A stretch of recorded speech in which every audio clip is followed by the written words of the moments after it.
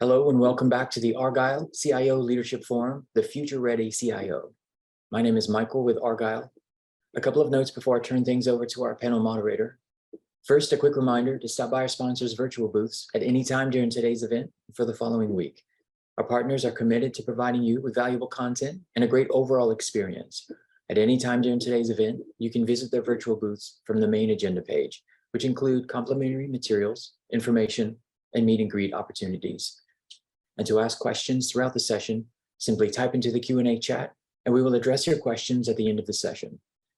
And now, without further delay, I'd like to introduce our moderator, Dr. Angela Davis-Dogan, CEO of Davis-Dogan Advisory Services and President and Founding Board Member of the Global Center for Women in Risk Leadership. We're excited to have Angela and our panelists with us for a panel discussion titled Digital Transformation in 2023, Accelerating Automation and Streamlining Processes. Angela, thank you so much for being here. Welcome, and over to you. Thank you, Michael, and thank you so much for having me today. First, I want to take the opportunity to have my panelists introduce themselves. And we have James Clint, who is CIO and CISO at Loyalty Ventures. We have Stanley Samrat, who is Head of Business Process Digitization at the London Stock Exchange. And last but certainly not least, Jason Cook, Director, Majors Sales Engineering at Rubrik. And so I'll start with you, James. Just tell us a little bit about yourself and we'll go around the room. Well, thank you so much, Angela. James Clint, that's CEO, CISO for Loyalty Ventures. We are a company that focuses on loyalty programs, mostly for food retailers, but also banks and credit card companies. And we're doing marketing campaigns for those.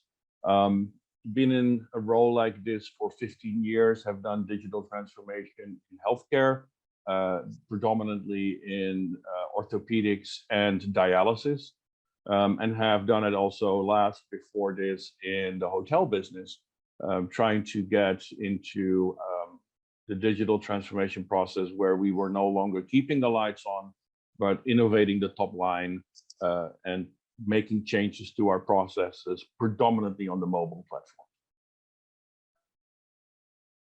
Awesome. Stanley? Thank you, Angela. And hello, everybody. My name is Stanley Samrat, currently the head of business process digitization at the London Stock Exchange Group. At London Stock Exchange, we provide the best of data analytics and all your trading requirements, from raising capitals to keeping it alive at the end of it, and sustainable finance. Personally, over 2 decades, I've been in various leadership roles running content, mainly from financials and the capital market space. And transformation and digital transformation has been an underlying theme across different roles that I've done. So good to be here and interested in this interaction. Awesome. Thank you. Glad to have you. And certainly, again, last but not least, Jason. Thank you, Angela. Pleasure to be here. I appreciate the invite and getting to participate in the discussion with you all.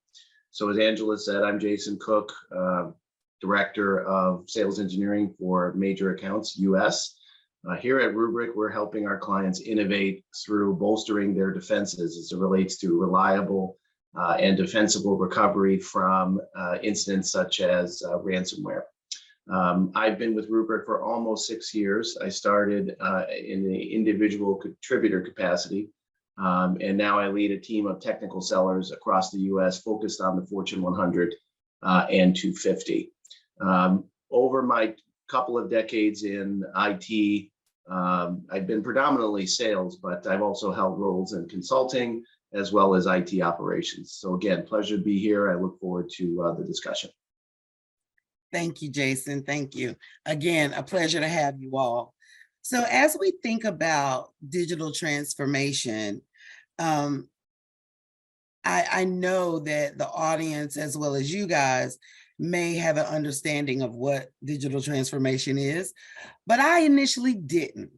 Had heard the buzzword, you know, I'm like, oh, I need to research that. So I did. And I'll start off with the definition, right, of what the industry says digital transformation is. And it really is a process of using digital technology to create new business or modify existing business processes, culture, and customer experience to meet market requirements and changes in the business. So that's my understanding of it. You guys correct me if I'm wrong. So with that understanding, I'll jump right in and put our CIO on the spot, James, and I'll ask you this question. And of course, guys, feel free to chime in. And the first question is, if you can share, I'd love for you to share an experience with digital transformation, and how are you currently focused on new and existing digital transformation initiatives in your organization? That's like 4 questions all by itself. Angela, no, I think your definition is great. One of the things I do, I'm in the Dallas-Fort Worth area, and I share a lot with our Society of Information Managers about digital transformation. Digital transformation, as you stated it, is great for transforming your business processes, and therefore, it is more business transformation than digital transformation. It is business transformation using the digital media, right? If you don't change your business, you don't focus your organization on a new way of working, you're just spending money on a new technology that's not going to give you. Yeah, so that's the first thing I always say. It needs to make sense from a business perspective, follow the money. What are we doing? We are focusing mostly on engaging. Remember, it's not advertising, engaging with this device, the mobile device. Oh, you can't see it on my video, it's black.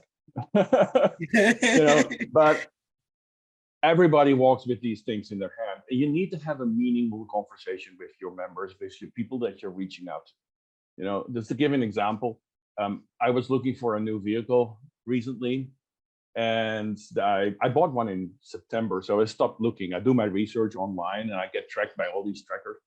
Right? Yep. I'm still getting adverts. It's 3 months later. That's not engagement, that's irritation. You're right. Right? So what I'm focusing on is using AI and ML to figure out not just when significant moments are happening with my customers, but also when they stop happening so I can stop irritating you.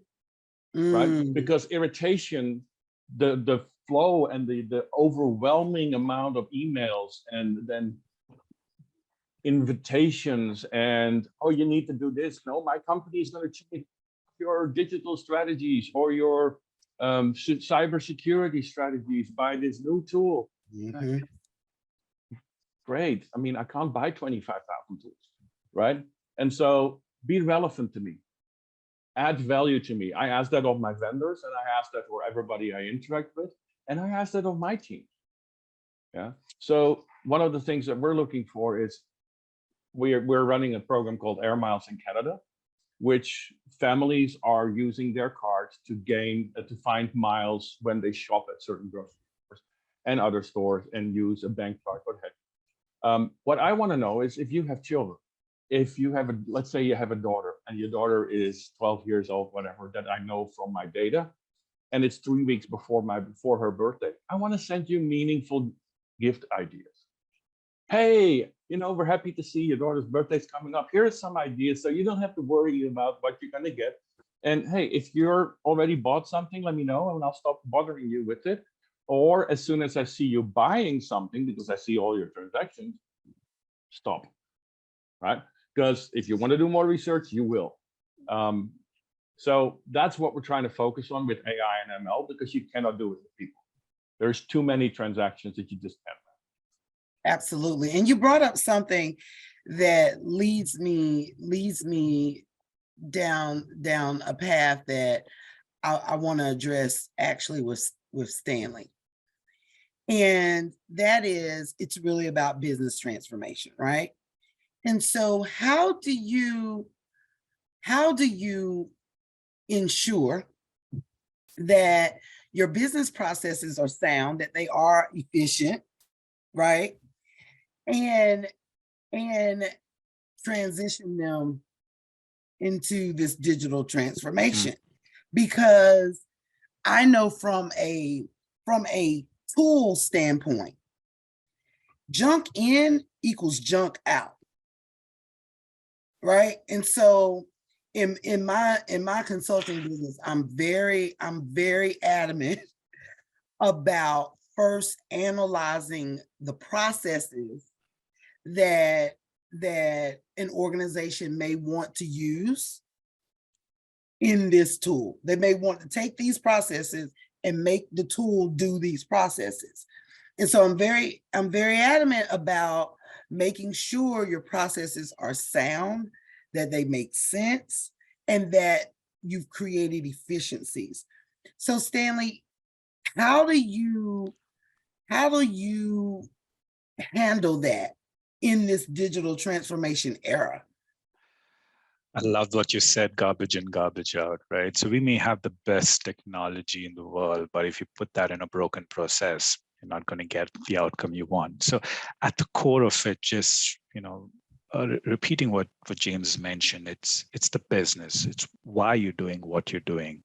For me, having that customer empathy, understanding the defined and undefined customer needs is so important. So if anyone comes to me and says, hey, I want this solution, my point is, great, let's have this conversation. I'm glad we're having this conversation. Tell me what are we trying to solve? What is the current problem? What is the opportunity at hand? It's actually zooming back, zooming out, taking 3 steps back. In many ways, it's calming the whole situation down and say, let's get to basics. So my first question always starts with, tell me what you want to solve. What's the current state? I know all of our organizations have different approaches, use Lean, Six Sigma, define the current process. Many times what we'll realize, you probably don't even need the process. There's a better solution, upstream. That's one of the best that I've seen many times. With the enthusiasm of digital transformation, many times I've seen folks come and say, hey, Stan, you know what? Give me 3 bots. Or the other end of the spectrum, solve this through artificial intelligence. Same point. I said, don't worry about the technology. Don't worry about the vendor who's sort of helping the technology. Let's get down to it. What do you want to solve? Why are we doing this? What's the customer experience? What's the business results? Document it, have that conversation, go along the way. I think that customer empathy and the journey will sort of ground us all. And then we come to, define a future state process, then identify what's the right technology if you need the technology, and which is the best technology. That's how I go through it. Awesome. So Jason, do you have anything to add to either one of those comments or questions I asked? I do. So to dovetail off of what they both said, so James first, as a vendor or as an OEM, I couldn't agree more. If I can't deliver value, which aligns to a pain or problem that you're trying to solve, you're not going to do business with me. So for us, we spend the most time in trying to work with our clients, both current and prospective, on determining what that is. And I think, to Stanley's comments, a lot of implementing technologies which would otherwise remove humans first takes understanding what the humans did or would do, so that you can determine, all right, well, if I'm going to apply to a tool that, what am I automating to begin with? Or what am I applying machine learning and artificial intelligence to? I think there are some low-hanging fruit things that you can do in order to get that. There's some obvious ones, but I think there are ones that are not so obvious. So certainly understanding current state, I think, is critical to doing that. So I agree with you both in there has to be a value proposition for something that's transformative. Like, I should be better off than I was when I started to say that I transformed for the better. And then the second thing is that if you are going to implement automation tools, you really need to understand where you're coming from first before you get to the place where you've implemented those. Yep. I think you hit it spot on. And we've got a few questions that have come from the audience that I really think are important to address at this stage. because they're, number one, they're really great questions. So thank you all for those questions. But, and I'm gonna not go in the order I received them, because you touched on something. You said it, Stanley said it, I said it, and James said it. And this question really is, which comes first in the digital transformation? Is it the business transformation or the technical transformation? My 2 cents is that the business transformation should come first. However, if you're thinking from a strategic perspective, you may not be able to use chronological order, right? You may have to be simultaneous. And so that's my 2 cents on that question. James, what's your take? Yeah, I love that question. So one of the things I did in digital transformation in the hotel business is that, like I said, I moved from 80% keeping the lights on, 10% innovation to less than 5% radical change. I put out of the box thinkers in place to just look at technical opportunity. Is there a technical opportunity that my business could benefit from, right? So you're right, the business opportunity, the business transformation comes first, but what opportunities are there, right?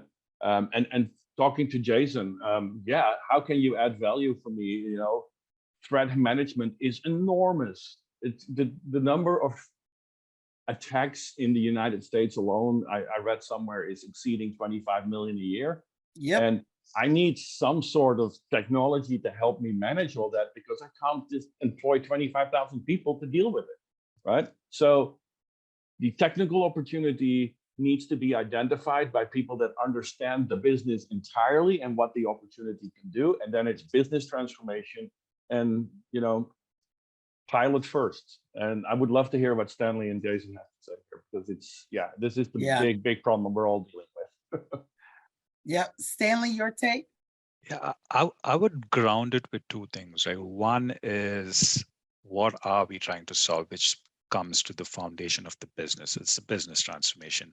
We want to stay relevant. We want to be relevant in the future. So that's number one. The second piece is, in parallel, we know what could be the opportunities from a business, but you also want to try and discover the known unknowns, which could be technology and some new opportunities. So it's doing them in parallel, but ensuring it's grounded to, this is what's needed for the business. This is the value creators. That's why I'm aligning it. And it just can't be, there's a cool technology and I want to apply it. Absolutely. And Jason? Yeah. So I think a couple of things, just one small step back. I'm like you, Angela, I had to look it up, right? Because I wanted to, what does innovate actually mean? I personally think when I set out to do it, in my mind, I thought, well, surely innovation implies something unique. Well, as it turns out, it doesn't. It really says to change something that's long been established with a new process, technology, person. I mean, there could be a variety of different ways to do that. So I thought to myself, okay, well, that's interesting. So if I break down innovation into 2 buckets, one bucket is comparative innovation. What can I do in my current organization that, compared to some long established process or approach that I had, what can we do to change that for the better? Or perhaps, how can I compare against my competition in my marketplace? And then I think the other bucket is unique. What could I innovate or change that is special or specific to my organization that differentiates me in a very clear way? And I think all of those things, to James's and Stanley's point, all have to start with a business problem. In my line of work, the business problem is risk mitigation. You know, I do my homework before I talk to clients whom I've never spoken to, and I read their annual reports, their 10Ks and their 10Qs. And anyone that is publicly traded in this day and age, to James's statistics, is thinking about mitigating cyber risk. And I can't think of one bigger bottom line brand reputational issue impacting businesses today than that. So to that point, we all have to agree that the business problem that we're looking to transform or solve for is to be able to defensively respond as well as prevent cyber attacks. So I think if we can't go there, me coming in saying, look at how great my technology is, doesn't align to the real matter at hand. And I think you absolutely have to put the business before the technology. Otherwise, to Stanley's point, you don't get what you're looking for when you're done. I would agree. I would agree. Not only do you have to put the business before the technology, but as a leader, as an executive in the organization, you've got to also be able to talk the talk of the business, right? Which kind of leads to one of the questions that I'm seeing in as it relates to KPIs and things of that nature. But I'm not going to go there just yet, because one of our questions asks, how often do you take the time to forecast changes in the business model that drive the technology roadmap, and how to best continue enabling the business through technology? My 2 cents on that is, number one, when dealing with digital transformation, you've got to be agile, right? You've got to be agile, but you also have to keep in mind budget, right? And resources. And so I think when you're talking about how often, I'd love to get you guys' take on how often do you forecast those changes? Are you constantly looking at them? Because my 2 cents would be, you should be. But are you, and how often are you reporting on them? And so, Stanley, I'd like to hear your take on that first. So I would say in large transformational projects, it's not a couple of weeks, not a couple of months, it's probably a couple of years. And by the time you go through the whole cycle and you implement a particular technology and a solution, there may be something better. There's a high possibility there's at least an enhanced version of it. So it is important to understand what you're choosing, what's probably the periphery that could become mainstream, the ability to upgrade if that happens. I think it's very, very important. The program itself should have that inbuilt. And from individuals as well as from leaders, I would say constantly be hungry to know what's the new thing on the horizon, what's working. The least it will do, it'll give you some ideas of how you can improvise what you have. The best thing you have is, you could bring that in when need be, or you should also be brave at times to say, budget constraints or timing constraints, this is the best we have, but we know the long term, we know what else we need over there. So I think it's very important to continuously look at it from a program perspective. It should be ingrained, as well as from an individual perspective. Always be hungry to understand what's out there in the market. Absolutely. And the one thing that I love about our industry is that it's ever changing. Now, some people that probably would give them gray hair. But for me, I love that.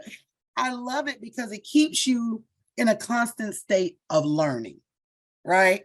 You have to stay up on the latest and greatest, even if it's not from a standpoint of how we're going to implement the latest and greatest, because we started out here, right? Because you're right, those big projects tend to take a couple of years. But to piggyback off that, I would be interested from you, James. How do you handle the fact that it is an ever-changing environment, right? You as the CIO and CISO have to report. Let's be honest, you have to report to the board not only the changes that you may need to make, but KPIs and things of that nature on the project.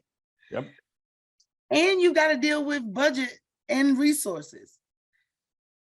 I put all of that in that hat for you.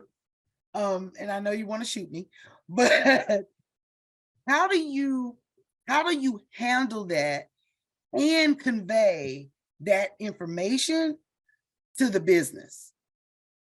Well, first and foremost, I've learned over my past 40 years in this business that what matters most is what can the organization absorb, right? Mhm. Because if you overload the people, if you give them 25 priorities, they're not going to do any of them right. And all you're doing is bogging down your business into a mud pool of failure, right? So that's number one. Number two, of course, is ROI. What is the return on the investment that we're making? And that is the investment in not just in money and budget, it's in time. What would our consumers think? And how do you deal with that? And so I'm glad you're bringing up the board, because as a board member, I always was not so much in favor of salespeople until I learned that I'm a salesperson myself. Everything I do, I need to sell. Business, board, CEO, the CFO in particularly, right? I have to sell off these things. And to do that, I have to speak their language. The most important thing you can do as a leader in technology is understand your customers, your partners, speak their language, and understand what matters to them. Now, Stanley said something really good about, large projects. You don't want to do too many of them, but there are smaller incremental changes that digital can have a significant role in. And so you take those. There were so many good questions in the sidebar, so I want to. Yes. I want to do one. I want to do one side. It's like, one of the things I do immediately is, according to what Jason said as well, is all of my non-differentiating processes, I put in, either outsource them or I put them in software as a service solutions. So I don't have to focus as an IT person on the accounting system, because really there is no real added value for the business there in distinguishing myself to the customer, right? Yep. So that I can focus on those things, even if they're incremental steps that make a difference in the business. And then measure continuously, not just on how well did my project do, but how well did this change affect the change that we desired in the public's eye, in the business process. So you need to have feedback loops built in so that you can figure out what your consumer is thinking of the change that you're making, and thereby measure the significance of it. So we pilot the heck out of everything, because we don't know all the answers. You cannot plan the entire overall landscape from your chair behind the desk or in your Zoom video. I don't want to take up too much time for my answer, but I hope this addressed at least some of the. You did. Jason, your thoughts? Yeah, I like what James said about making technology decisions that align to what you do as an organization, as a company. I think that's very profound in the sense that, if you're not in the accounting business, as he said, or you're not in the HR software business, right? I think that's driven a lot of folks to acquire SaaS products, because let the people in the organizations that specialize in that very fact handle that for you. Even on your best day, if you tried really, really hard, you can't build a better HR stack than Workday. So let them do it.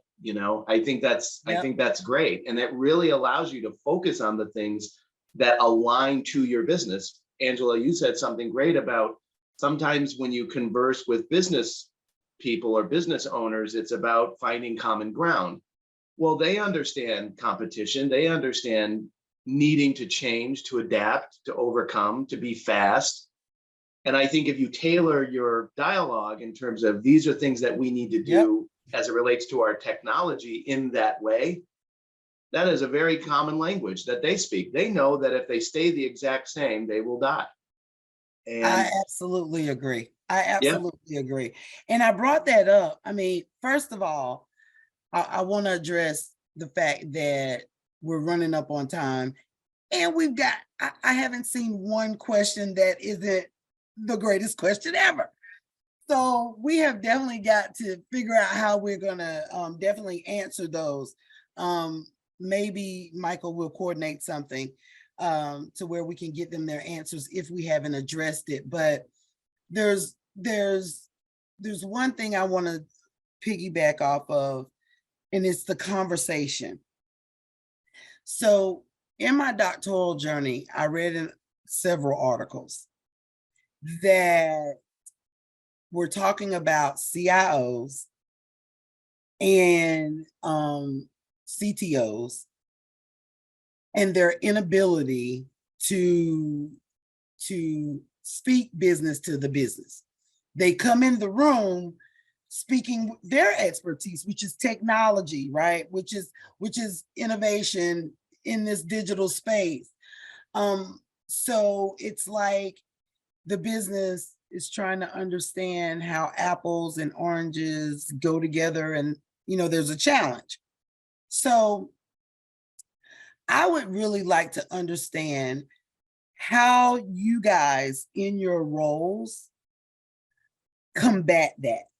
Because with this whole trend, right, this new technology trend that's emerging, I think that's vital. That's pivotal to your success, right? And so with that, can you give some pointers from a reporting standpoint, as well as from a strategic standpoint?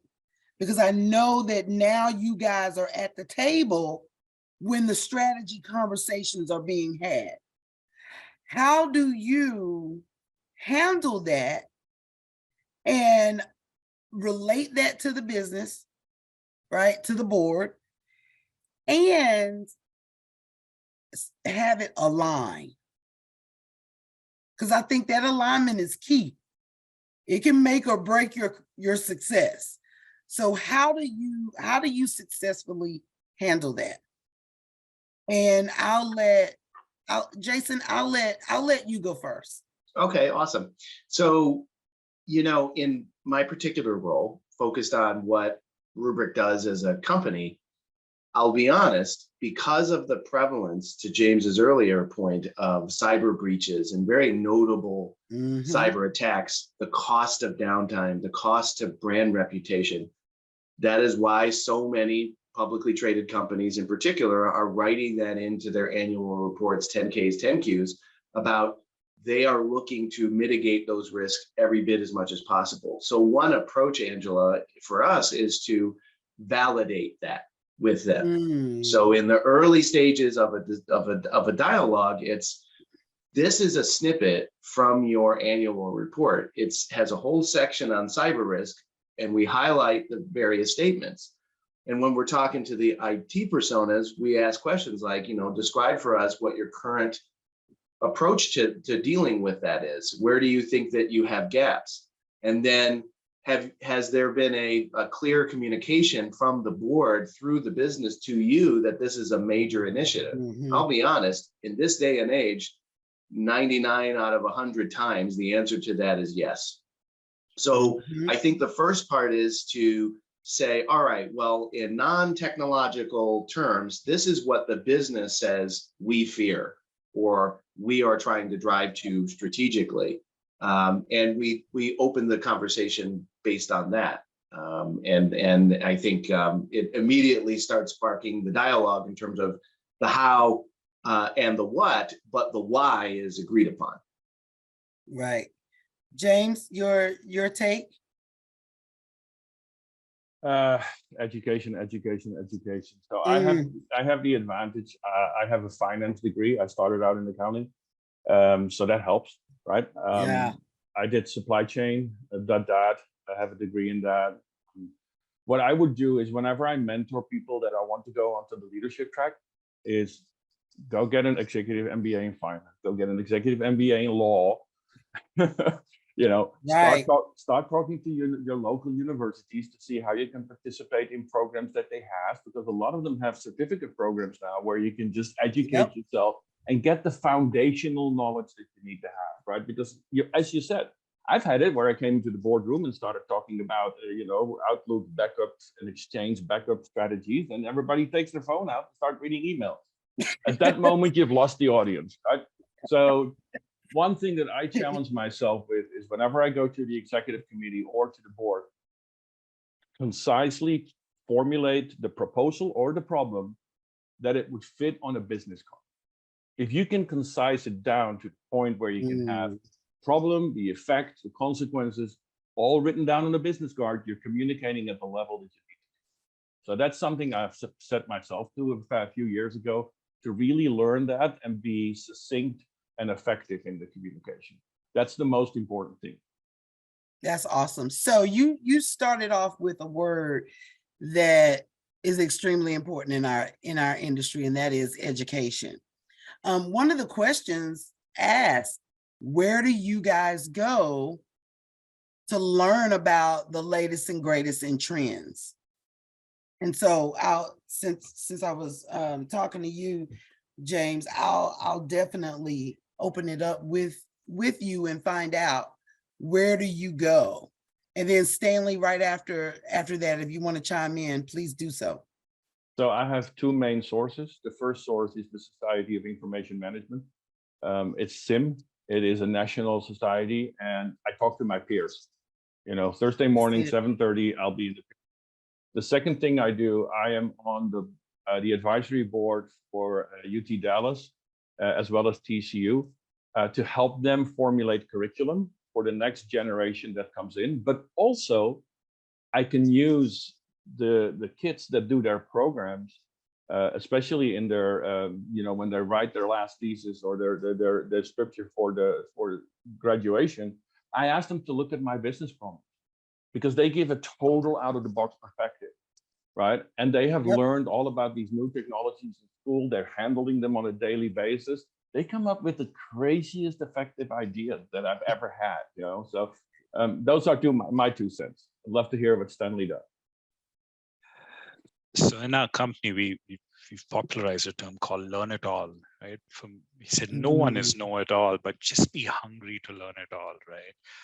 The way I look at this is, the internet's amazing, right? There's so much that you can learn of what other people have done, shared on the horizon. So just staying connected to various platforms, trying to absorb and see what's relevant for me and reach out. The second is having a network.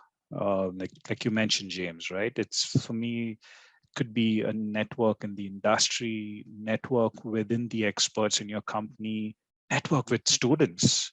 They're just brilliant.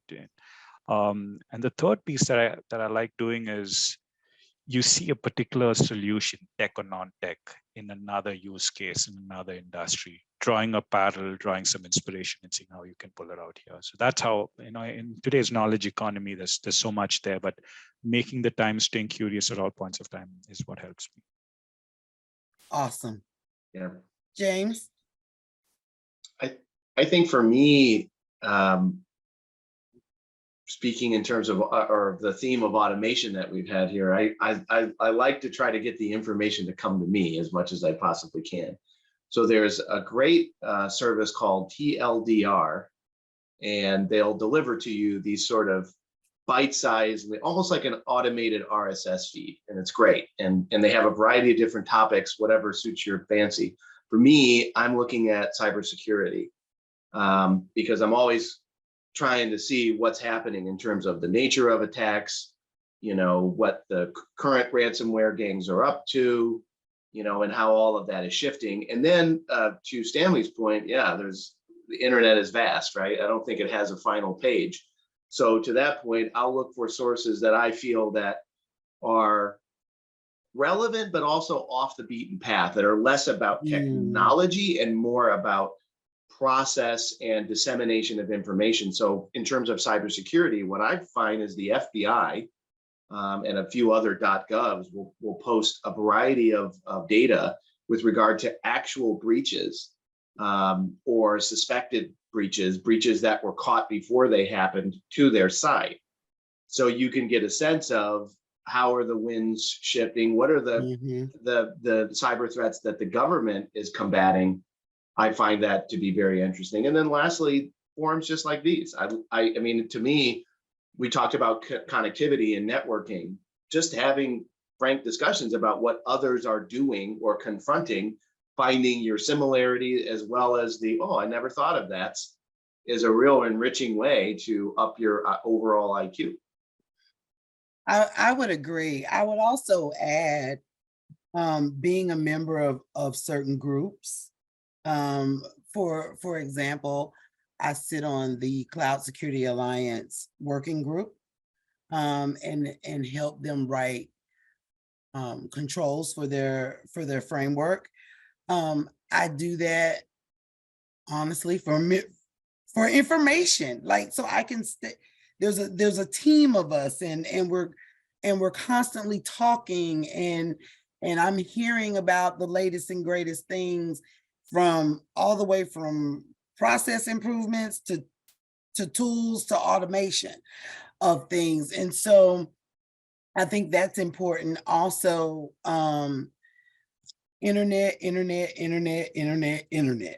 I agree 100% with Stanley in doing that. Research is important. And I've subscribed to a lot of magazines, e-magazines, and LinkedIn. I mean, there's all avenues to gain the information, but conversations with your peers, forums like this one are all great ways to acquire the knowledge. I know we've got, we're coming up on 4 minutes. So I'd like to really, first of all, thank the audience for the awesome questions. Apologize for the fact that we couldn't get to them all. It's very rare. I do this a lot, and it's very rare that every question is so impactful. And so I really appreciate that. Also, my final thoughts on this is that it's not going anywhere, right? Technology's here to stay. Cybersecurity is here to stay. Threats are here to stay. And so, taking from what Stanley said, you need to learn it all. You need to learn it all. Those are really my final thoughts. Also, the one last thing is, make sure you're being strategic, and make sure you're aligning and have good communication with the business. I think that will be key in your success. And also in terms of the very first thing James talked about, which was annoyance of people, right? Is make sure you always keep the customer in mind. And so I open the floor for a minute each for you guys to give your final thoughts, and then I'll turn it over to Michael. James, you want to go first? Stanley or Stanley? All right, I could. I was seeing some of the questions and trying to cover some, right? For me, successful transformation involves 3 things: people, process, technology. We spoke a lot about process. We spoke a lot about technology. Just summing it up, process, ensure you review the process. It's simple, it's fit for purpose, or even if it needs to exist in a first space. Then look at the right technology. There's so much coming in, and there's a lot more to happen. A lot is now moving to low code, no code, and pro code. So it's going to be a lot more easier for a lot more folks to, to sort of help building this. But the most important piece that I want to end with is people. It's the change management. It's taking people along with it, seeing the larger picture, and helping that through it. That's what eventually helps success and failure of good programs. Awesome. Thank you. James? I couldn't agree more. It's all about the people, right? And it's all about the customer. For me, the most important thing about digital transformation is understanding what you're dealing with. The last 40 years, we've been focused on cost optimization, back office optimization, and it's transitioning in top line optimization. And that requires a whole new mindset. It requires all the IT folks that are from long ago, just sitting behind their computers typing, understanding people, understanding emotion, understanding what goes into running that business and being effective. So it's a transition, not just of the customer, not just of the business folks, but of the IT folks themselves. Awesome. And we've got exactly 60 seconds. So Jason, your thoughts? For what Stanley said, and Angela, you indicated it too. People are so important, but I think conversely, it's behavior. Make communicating your learning a behavior. Make it a cultural norm to challenge status quo, to share what you're learning, to always be thinking about how could we do that better, less so differently, but better.